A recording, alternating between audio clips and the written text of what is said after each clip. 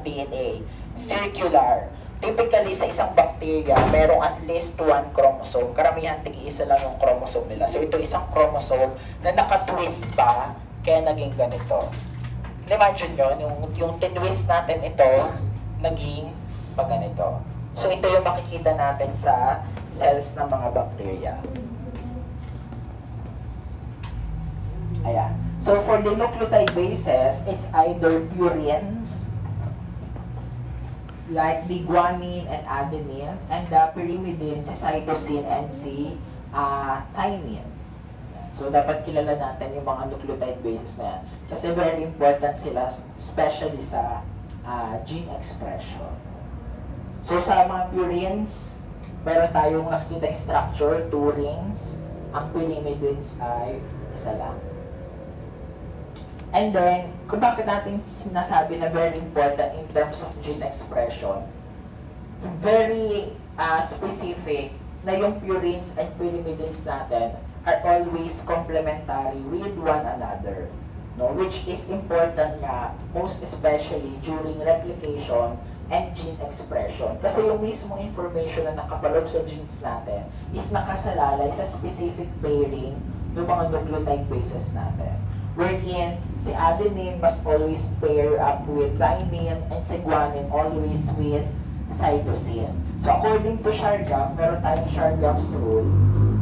Kapag tinignan daw natin yung isang sample containing DNA, and then paghihiwalay-hiwalay natin yung components ng nucleotide bases, it will always be na kung ilan yung percentage ng adenine, ganun din dapat sa thymine.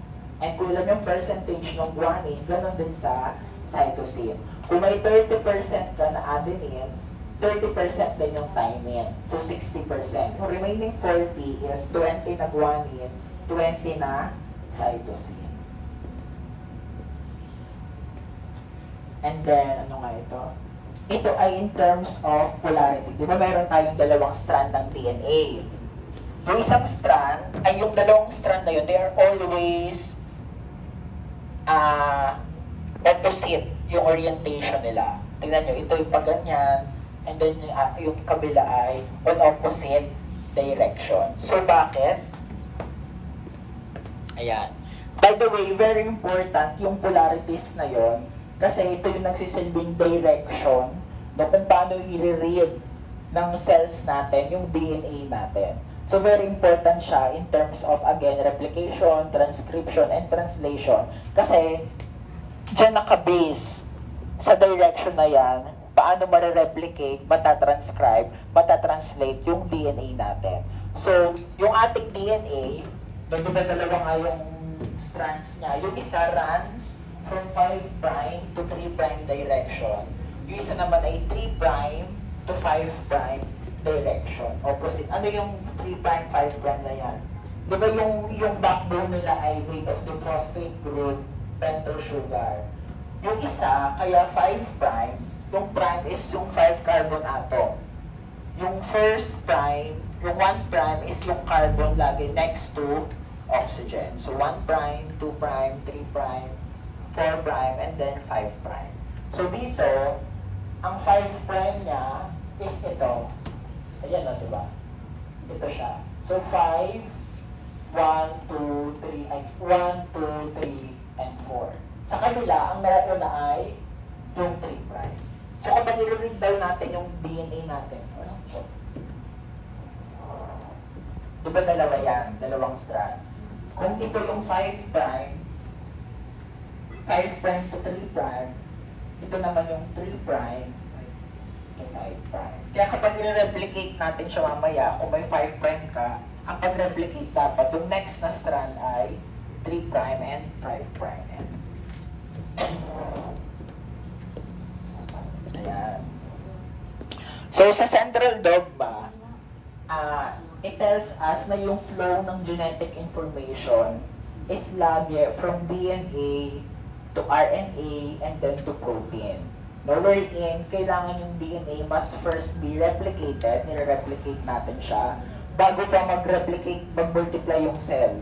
Kailangan replicated na yung DNA. Di ba nakita nyo sa binary fission? Ito yung isang bacteria, ito yung isang bacteria, and then mas nag-elongate siya bago siya mag-separate into two bacteria. So dito, sa elongation part, dapat dito pa lang replicated na yung DNA. Such that kapag mag-cytokinesis siya after binary fission, meron ng tig-isang DNA strand yung dalawang daughter cell. Wherein yung isa is exact copy ng isa. So yun ang nangyayari during replication. And then, kung ano yung information na meron dito sa DNA natin, after replication, that must be transcribed into an RNA. So, kino-convert lang natin yung DNA to RNA. And that mRNA na product ng transcription will be used to, or will serve as guide during translation kung anong specific amino acids yung gagawin ng cells natin.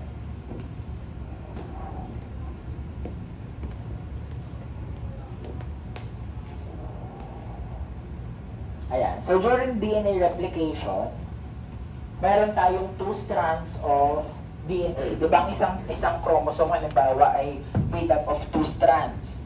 Ito yung isang strand, 5' to 3', and then yung sa 3' to 5'. Ang nangyari during DNA replication, yung dalawang strand na yun kailangan i-unwind, and then each strand must be replicated. Kaya sinasabi ang DNA replication is always, asa na yun, semi-conservative. Bakit semi-conservative? Kasi yung product natin na daughter cell, yung kalahati ng strand na yun ay original. Na-conserve yung original strand. Tignan nyo ito. Ito yung original strand, yung blue. Nireplicate yung blue, kaya nagkaroon tayo ng another strand na replicated. Pero itong panibagong DNA na ito, half of it ay bago, and then yung half of it is yung original. Na-conserve yung original. Kaya semi-conservative. Nakuha po? Okay. So kapag nag-replicate tayo ng DNA, again, yung DNA strand na original, that serves as a template. No? Ginagamit natin siyang template. So tingnan natin sa bacteria. So, di ba sa bacteria, circular yung kanilang DNA. So, may bilog na double-stranded DNA. Anong tawag dun sa site kung saan nag-i-start na mag-replicate? Origin. Origin, di ba? Origin of chromosomal replication, or simply origin. So, dun sa origin, dun mag-i-start yung replication. So, kaya, during replication, and remember, kapag nag-replicate yan, syempre efficient yung mga cells para mas mabilis, nire-replicate yan on both ends. May magre-replicate sa end na ito, may magre-replicate na naman sa end na ito. Kaya kapag naghiwalay yung DNA strand, nagkakaroon ng pag-fork. No, fork kasi hindi hiwalay nga yung dalawang strand ng DNA. And each strand, kunwari ito yun, ito yung dalawang strand. Nag-fork siya kasi hinihiwalay. And then, yung parehas na strand din, gagamitin as template para gumawa ng panibagong strand. So, ito na ngayon yung panibagong strand. So, nag-fork siya. Ito yung old strand, ito yung new, at ito yung new. Nakuha? So, as it moves, ayan, nakikita natin yan. And then, replication will end if na-reach na yung replication dun sa terminal region. So, kaya dito, very distinct yung theta na configuration. Diba yung symbol na theta? Bago siya mag-iwalay into 2 separate cells na mayroon na ngayong tig-isang DNA.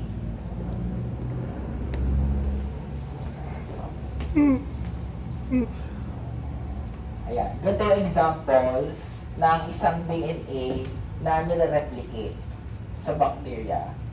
No? So, nagpo-fork habang nagre-replicate yung replicon on both ends ng DNA.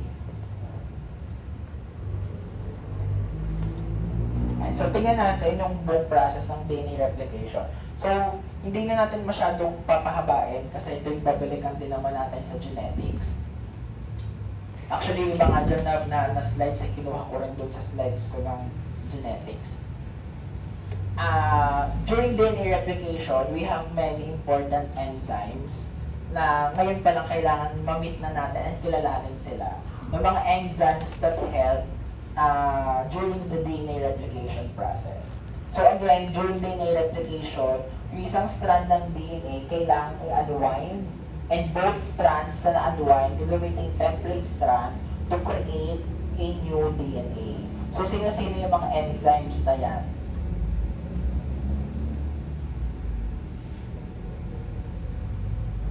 Sige, dito na lang muna para kita natin lahat. So kunwari ito yung ano natin, DNA. 5 prime, 3 prime, then 3 prime, 5 prime.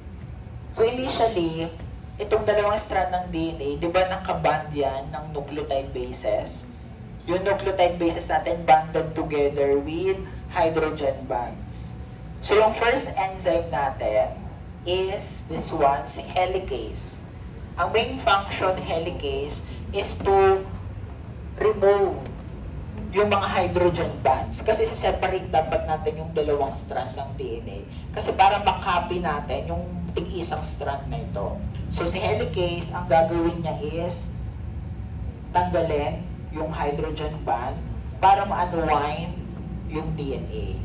So ito si helicase, ang direction ng replication natin, kunwari ay papunta rito sa side na ito.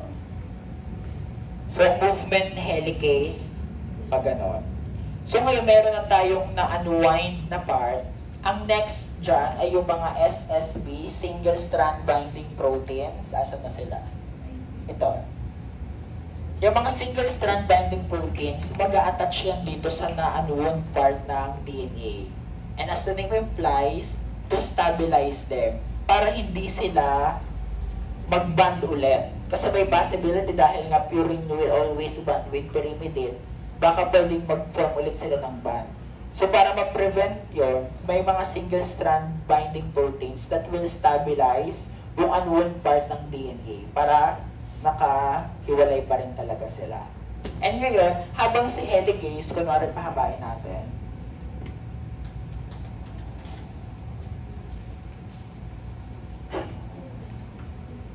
so sa helicase, habang dumadaan siya rito kay, di ba ito yung naka-supercoil yan?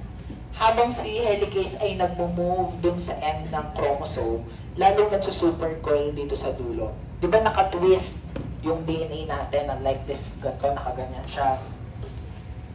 Coil po. Pahawak na ako.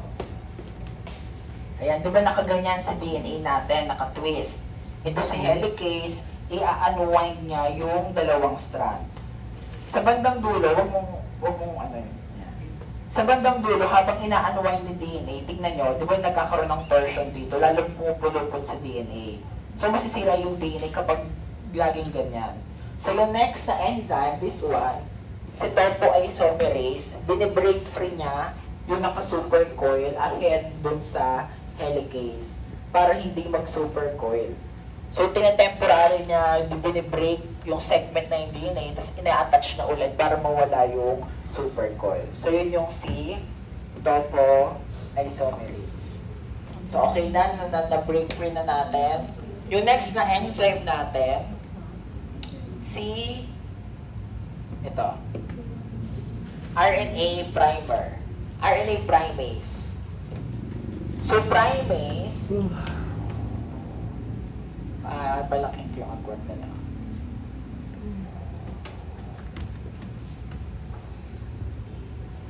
Lagyan natin ng example.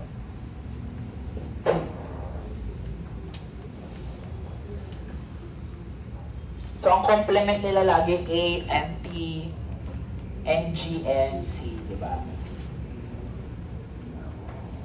Ayan. So, ito yung dalawang original na DNA. Ang direction ng replication natin is pag ganon, dahil pag ganon si helicase. But sabi natin, very important yung polarity, yung directionality netong mga strands. Kasi lagi, ang sinusunod ng direction ng replication ay 5' to 3'. Laging ganon. Yung mga enzymes natin, nagre-replicate sila 5' to 3'. So, ang movement ng replication dito sa unang strand is from here to here. Eh, sa kabilang side, nasan yung 5' and 3' nila? Ito yung 5', di ba? So, sa kabilang strand, ang replication ay on opposite direction. So, yung next na enzyme natin, si RNA primase, maglalagay siya ng primer. So, primer, para ma-prime, ma-start yung replication. So, ito yung primer niya. Dahil siya ay RNA, di ba? RNA primase na enzyme. Ang nilalagay niya ay RNA. So, ito ay RNA. Eh, sir, di ba DNA replication? So, dapat ang magawa natin ay DNA. Bakit naglalagay ng RNA? Mamaya, matatanggal din yan. Pero ito kasi, kaya important yung mga primers. Yung next na enzyme is DNA polymerase 3. Siya yung maglalagay ng mga nucleotide bases dun sa complementary strand. Pero si DNA polymerase, medyo siyungayan. Hindi niya malalaman kung saan siya maglalagay ng nucleotide base hanggat wala yung primer. So in short, yung primer, yung parang sign, signal kay DNA polymerase na dito ka maglagay ng nucleotide base. So si DNA polymerase, maglalagay siya dito ng nucleotide base, i-replicate na ngayon yung strand ng DNA hanggang dun sa part kung saan lang yung na-break free na ni helicase. Kung ito hindi pa rin maabot sa helicase, hindi pa ito makakopy, ma-replicate ni polymerase. Nakuha po? Okay. So sa kabila, maglalagay dun syempre ng primer, di ba? Si primase sa kabilang strand. Pero dahil ang direction natin is on opposite, kasi ito yung 5' eh. Ang lagi daw direction, 5' to 3'. So ang direction dapat from here to here. So si RNA primase, saan siya dapat maglalagay ng primer? Saan? Sa dito. Tama. So yung primer na ilalagay niya, andito. And then yung next na polymerase, si DNA polymerase, ikakopy niya yung strand pag ganito naman. On opposite direction.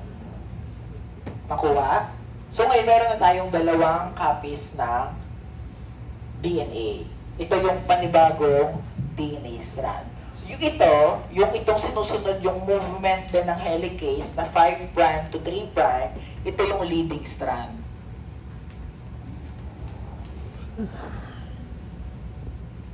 So, ipahabain pa natin. So, ngayon, di ba, ito is, i-break free ulit yan ni helicase. Kasi ito, andito naman yung next na i-copy natin. Lagyan ko lang ulit.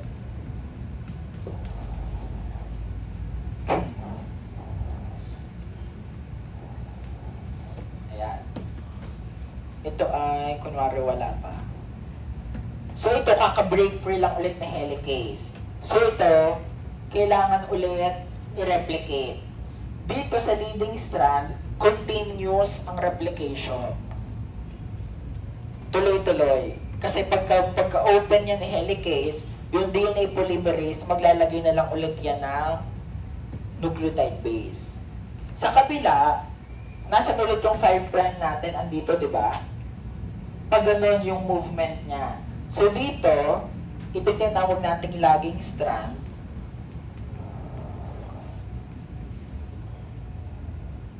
Mag-i-start ulit ng panibagong round ng replication sa lagging strand. Wherein ito, maglalagay ulit yan ng primer, si primase, bago ulit ito makopy the DNA polymerase.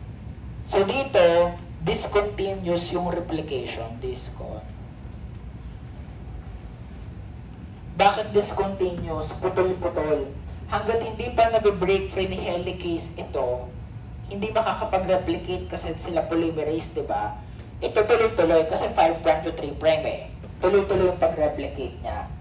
Ito, di ba kaka-open lang? So kaka-open lang, hindi naman to pwedeng, hindi ka pwede mag-replicate ng pag-ano. Dapat lagi ang start mo ay dito. So in short, sa laging strand, yung starting point ng replication, tsaka palang mag-i-start kung may na-open na si helicase dito sa end ng chromosome.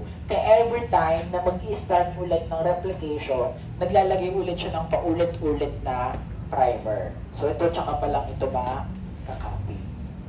Nakuha? Discontinuous, putol-putol yung replication. Na-imagine nyo, kasi ito, di ba ito yung part ng DNA na in-open ni helicase. Ito, tuloy-tuloy kasi pag gano'n naman si helicase eh. So, dire-diretso lang itong makakopy. Kasi sinusunod yung 5' to 3'. Eh, ito nga, sa laging strand, dahil andito yung 5', tsaka palang ikakopy mo to, gaganon ka ulit. Na-open tong part na to, hindi sige, copy natin pag ganon ulit. Na-open ulit to, i-copy pag ganon. Kaya putol-putol. Ito mga fragments na nakikreate natin, ayun yung mga tinatawag na Okazaki fragments. Nakuha po? Kaya sa laging strand, mayroon daw tayo dyang mga, ito yan. Sa kabilaan dito yung kanyang laging, kasi ito yung 3' niya. Ito yung mga Okazaki fragment. And in terms of primer, sinong mas makasaya sa primer? Yung laging strand. Kasi nga every time na kailangan may na-open na part ng replicate ng DNA, kailangan niya mag-consume ng primer. Dito sa leading strand, isang primer lang, tuloy-tuloy na si replication. Next natin is si DNA polymerase 1. Ito hindi naman porket nauna ito, bakit 3 tapos 1. Itong number ng mga enzyme ay kung kailan sila na-discover. So, nauna kasi ma-discover si DNA polymerase 1 kaysa kay DNA polymerase 3. Pero in terms of function, nauna si DNA polymerase 3. So, si DNA polymerase 1, naalala nyo, di ba may mga RNA primer? RNA pa yan. So, kapag ito, pag tinanggal natin yung nakopy na strand, may RNA. So, bawal yan. Ang gagawin ni DNA polymerase 1 is to make sure na walang RNA para lahat ay DNA. Nakuha? Ay, actually nga ito, di ba dapat RNA? Ang ano ba nagkaiba ng DNA at RNA in terms of nucleotide bases? Sa RNA, ay sa DNA, yung thymine, syempre thymine. Sa RNA, yung thymine ay uracil.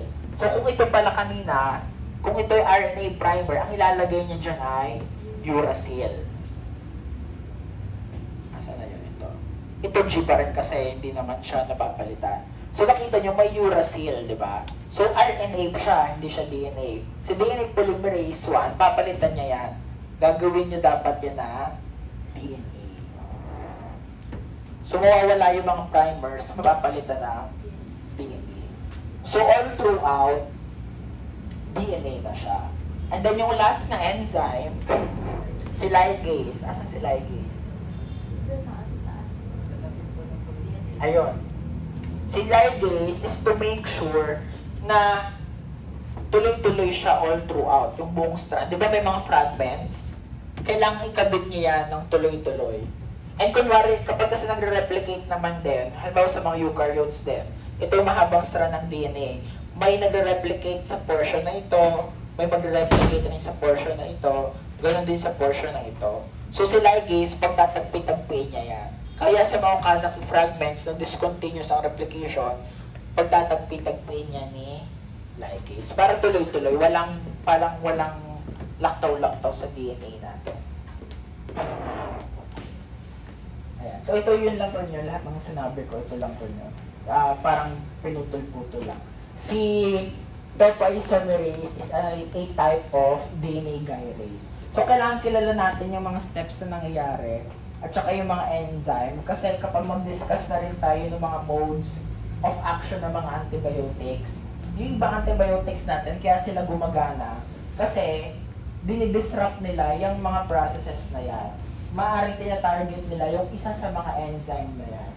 Kunwari si gyrase, may antibiotics tayo na ang tina-target ay yung topoisomerase. Kaya hindi nakakapag-replicate yung bacteria na mamatay. Ayan, yan lang rin yun. Pinutol-putol ko lang yung picture. So So just key points during replication, meron tayong helicase. Siya yung nag-i-start ng replication. Anong ginagawa ng helicase? Pinag-ihiwalay niya yung dalawang strand ng DNA. Kaya mayroong replication fork na natatap. Asan dito yung replication fork natin? Ayan no. Diba ito yung unang DNA. Ito yung una. Then meron tayong sumunod na DNA. So naka-fork siya, kaya replication fork. Kasi pinaghihiwalay natin yung dalawang DNA. Next is si topoisomerase with breaks and twist yung naka-supercoil ahead of the helicase. Laging nauuna si topoisomerase kay helicase. Then primase, naglalagay ng RNA primers. DNA polymerase 3, siya yung naglalagay ng subsequent na nucleotide bases. Anong direction lagi ng replication? 5' to 3'. Wherein sa leading strand, continuous si replication, sa lagging strand ay discontinuous. Then DNA polymerase 1, napapalitan yung mga RNA, kailangan lahat sila ay DNA, and then si ligase, which will seal yung everything, yung mga gaps ng DNA natin. So meron na ngayon tayo na replicate na DNA. Pwede na mag-binary fission yung bacteria natin. Question sa replication. So next, diba yung next na function doon ng DNA natin is gene expression. Dapat kung ano yung information na meron kay DNA, na-express natin yon. No? And na-express natin yon in the form of proteins. May alam ba kayo na living organism na walang protein? Siyempre wala, di ba? Lahat ng nabubuhay, ang main constituent ay mga proteins. Dahil lahat ng enzymes, lahat ng tissues, organs natin, no, are being driven by proteins. Ganun din sa mga bacteria. So yung information pala na nasa DNA natin, yun ay information kung anong proteins yung gagawin ng katawan natin. No? And yung protein, ang tawag dito, ang basic unit ng proteins natin ay amino acids. No? So yung DNA natin is actual information kung anong amino acid and anong pagkakasunod ng amino acid yung kailangang i-synthesize. So in terms of amino acid structure, meron tayo rito ang central carbon yung nasa taas, bonded to a hydrogen, an amino group, an acid group, and an R group. Si R group yung nag-iiba-iba sa different amino acids natin. Sa tao, ilan yung essential amino acids? 20, di ba? 20 yung essential amino acids na katawan natin. Ayan. Pero marami tayong amino acids na pwede ma-synthesize sa lab. Pero 20 yung kailangan ng katawan natin para mabuhay tayo. Ayan. So in gene expression, may two process na nangyayari. Si transcription and si translation. During transcription, kino-convert natin yung DNA strand into an mRNA transcript. Transcription yun. DNA to mRNA and mRNA. That is transcription. Bakit natin siya kailangan gawin pang mRNA? Kunwari ito yung mahabang DNA mo. Yung information para sa isang amino acid, andito lang. Sa part na ito lang. So kung andyan lang information, ito lang segment ng DNA yung kailangan natin. No, hindi mo naman kailangang nasaan bang site ng protein synthesis? Ribosomes. Dadalhin mo ba sa ribosome itong buong kahabaan na to ng DNA? Yung buong circular chromosome ni bacteria, dadalhin mo lahat yun sa ribosome para lang ma-synthesize itong portion na ito. So hindi. Kaya i-convert natin sa mRNA kung anong portion lang ng DNA yung kailangan for amino acid translation. So kung ito lang, i-convert mo siya into mRNA transcript. Kasi ito lang yan, dito lang information na kailangan mo nakuha. Okay. And then, during translation, yung mRNA transcript na na-convert natin via transcription, ito ngayon yung magsisilbing guide. Magsisilbing guide para malaman ng ribosomes anong amino acid yung gagawin niya. Ito'y via translation. So, laging ganun daw, ang sinasabi ng central dogma, yung flow ng information, laging from DNA to mRNA, and then to amino acid. Okay ba? Kaya ba? Itutuloy ko pa. Walang questions so far. Ayan. So, in gene expression, naririnig natin dito si RNA. So, what's the difference between DNA and RNA? So, in terms of structure, ang DNA natin is double strand. Si RNA, isa lang. Then, yung nucleotide base, yung thymine, mapapalitan lang magiging uracil. Yung pentose sugar, instead na deoxyribose, magiging ribose. At tingnan nyo, kaya may hydroxyl group na tayo rito sa RNA.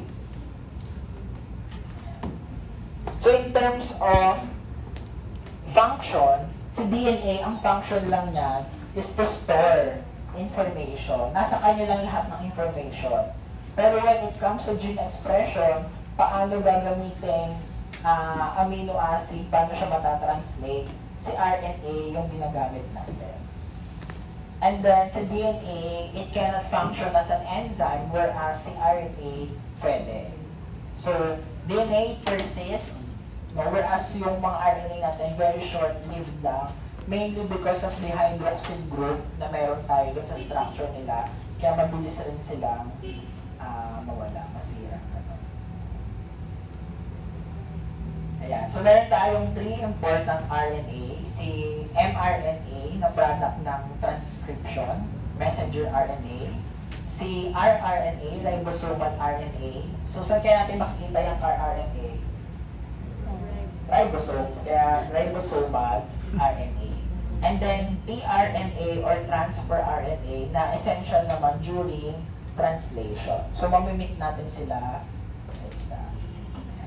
Si ribosomes, ang ribosomes ng prokaryotes mas maliit compared sa eukaryotes, di ba?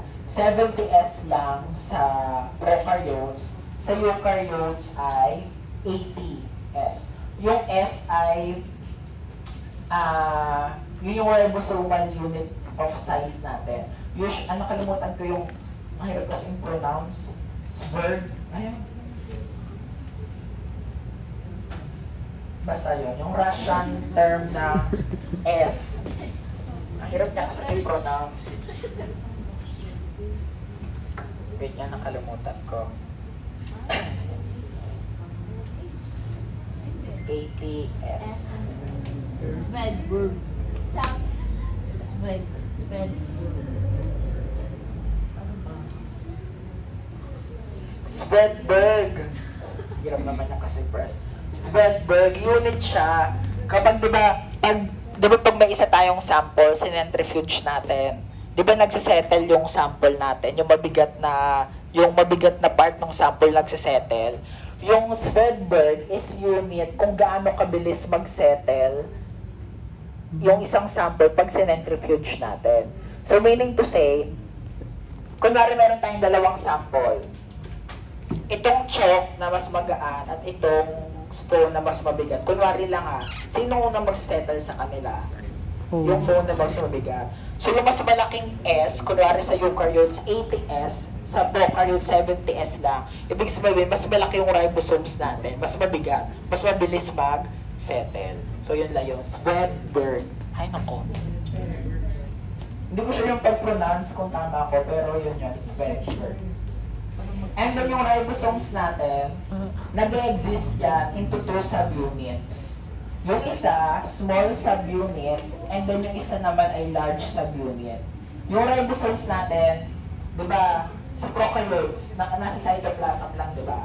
Pag wala silang kailangan translate na amino acid, magkahiwalay yung small and large subunit. Pero pag kailangan nila mag-translate, nagsasama sila. Ganun din sa atin. Di ba nasa yung ribosomes natin, eukaryotes? Meron nasa cytoplasm, merong nasa rough ER, di ba? Rough endoplasmic reticulum. Yung isang, yung small subunit ay 30S and then yung large ay 50S. Eh magtataka kayo, sir, 50 plus 30 ay 80. Bakit 70S lang? So kapag kasi, yun kasi ay yung bilis niya kung gano'ng kabilis mag-settle, di ba? Pag magkahiwalay sila, yung unit of Svedberg nung small subunit ay 30S. And then, 50S naman yung large subunit. Pero pag ipag-combine mo sila, 70S lang.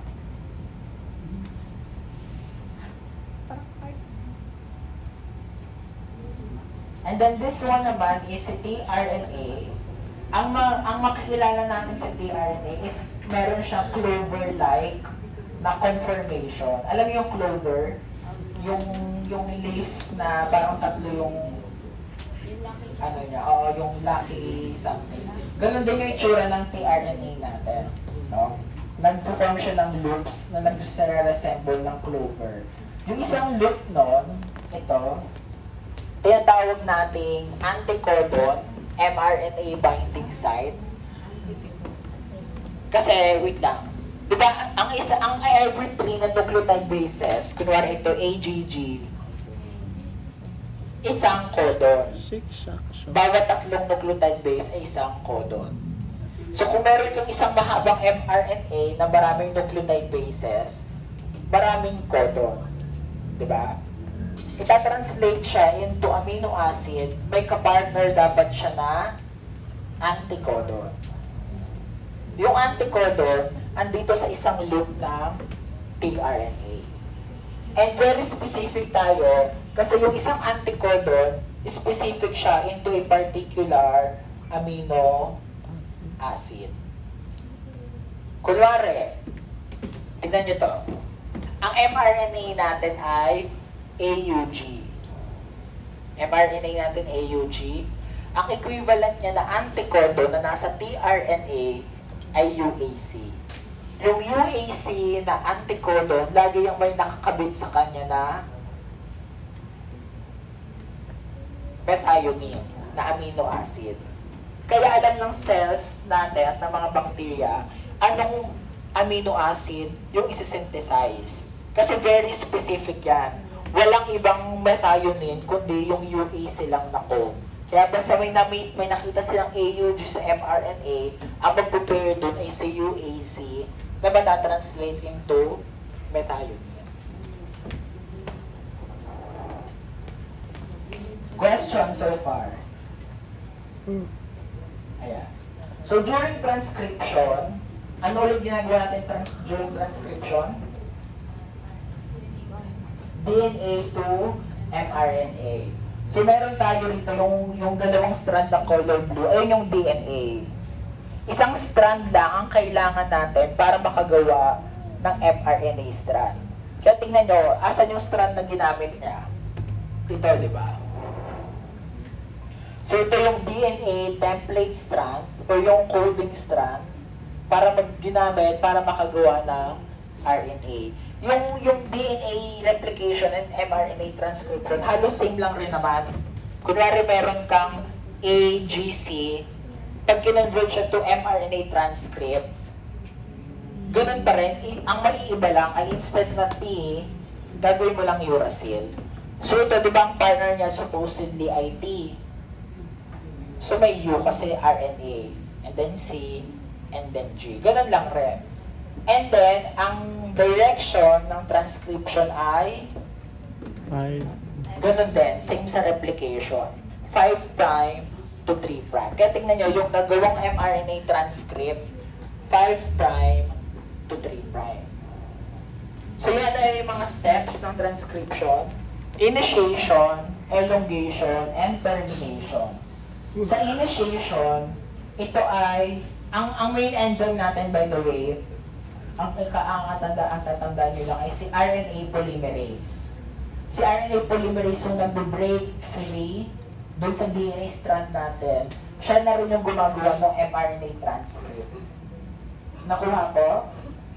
So ang first step, during initiation, parang depensa ko, pero wala pa.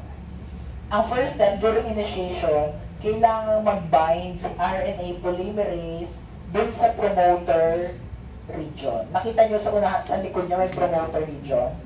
Ayun yung site ng DNA na kailangan gawing mRNA. Alam dapat yun RNA polymerase. Kaya meron talaga tayong mga promoters. Babalikan natin yan kapag genetics na talaga tayo. So ito para lang makita natin yung nangyayari. And then elongation, so it will move yung RNA polymerase, mag-synthesize siya ng mRNA transcript. Kaya elongation, tingnan nyo na synthesize niya na mRNA, nag-elongate, syempre, di ba? And then lastly, termination, mag-i-stop yung transcription once ma-reach na yung terminator region. In short, yung promoter and terminator, para yung sa sentence. Paano natin malalaman ano yung start ng sentence? Capital letter, yes. Yun yung promoter. Paano natin malalaman yung end ng sentence?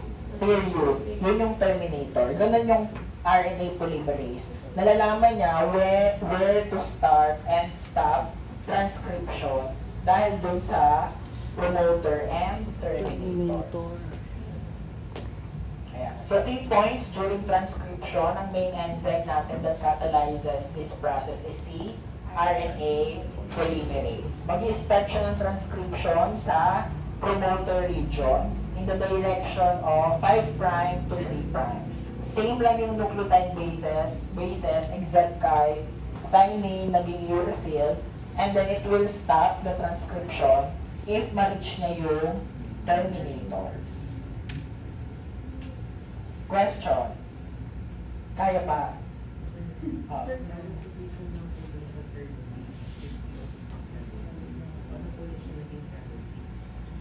Yung alin?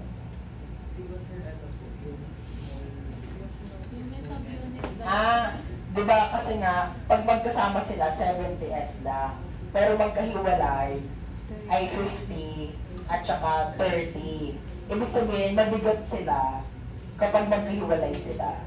Kapag isa-centrifuge, kunwari, ito yung ito. Ito yung small subunit, ito yung large subunit. Pag magkasama sila, yung kung gano'n sila kabilis mag-settle pag centrifuge, ay 80S. Pero pag magkahiwalay, on their own lang, ito ay, sino ba mas mabigat ito? Ito ay 50S, ito ay 30S. So, mas gumagaan lang sila pag magkasama na. Kaya mabilis silang mag-settle.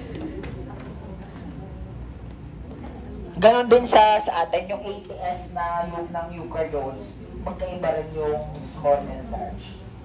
Kaya pa itong translation? Break, sir. Sige, magpahinga muna tayo.